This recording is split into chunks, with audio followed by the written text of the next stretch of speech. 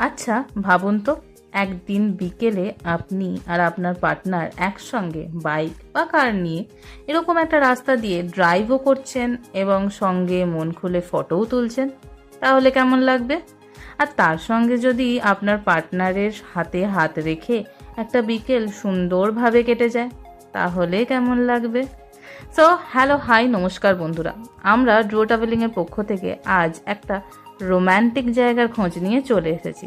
তবে এর জন্য দূরে কোথাও যেতে হবে না, এটা জায়গাটা কলকাতার মধ্যেই রয়েছে। তাহলে আমাদের সঙ্গে এই ভিডিওর শেষ অবধি চলুন।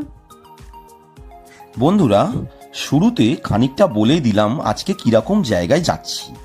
এবার আসি কিভাবে যাবেন। আমরা second Hooghly bridge, science city হয়ে নিউ টাউনে ইকো পার্কে পৌঁছালাম। ইকো পার্কে 4 নম্বর গেটের পেছনে রাস্তা দিয়ে যেখানে জু রয়েছে, ঠিক সেদিকেই এই সুন্দর রাস্তাটি পাবেন। বর্ষাকাল বা যে কোনো একদিন এক বিকালে এইরকম একটা রাস্তায় যদি আপনার প্রিয়জন সঙ্গীর সঙ্গে কাটানো যায় এবং একটু ড্রাইভ করে এই রাস্তাতে যদি আস্তে আস্তে হাঁটা যায় বা গাড়ি চালিয়ে যাওয়া যায়, তাহলে একদম ব্যাপারটা অন্যরকমই হয়। তো আমরাও আজকে আছি সেরকমই একটা জায়গায়, আমাদের সঙ্গে থাকুন। খুব ইম্পর্টেন্ট তথ্য হলো, এই রাস্তাতে ঢুকতে গেলে পারমিশন করাতে হয়। পারমিশন কিভাবে পাবেন সেটার জন্য কমেন্ট করবেন, সমস্ত ডিটেলস সেখানে বলে দেওয়া হবে। এরপর আমরা সুন্দর এই রাস্তাটি ঘুরে চললাম আরও একটা নতুন জায়গায়। এটি হলো অপুর সংসার পার্ক। নাম শুনে একটু অবাক হলেন তো? সত্যজিৎ রায়ের বিখ্যাত সিনেমা অপুর সংসার, সেই থিমের ওপরেই তৈরি এই পার্কটি। আবার এটি রয়েছে নিউ টাউনের পাশেই।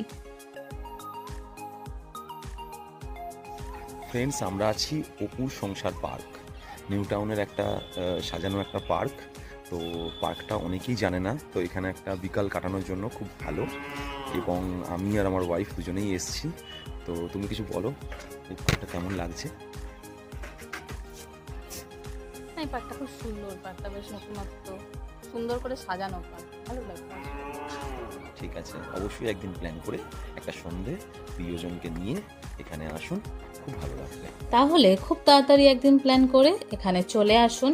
আমার বিশ্বাস আপনাদের জায়গাটি খুবই ভালো লাগবে। কিন্তু তার আগে আমাদের ভিডিওটি লাইক এবং শেয়ার করবেন এবং আরও এরকম ভিডিও পেতে আমাদের চ্যানেলটি সাবস্ক্রাইব করতে ভুলবেন না। Thank you.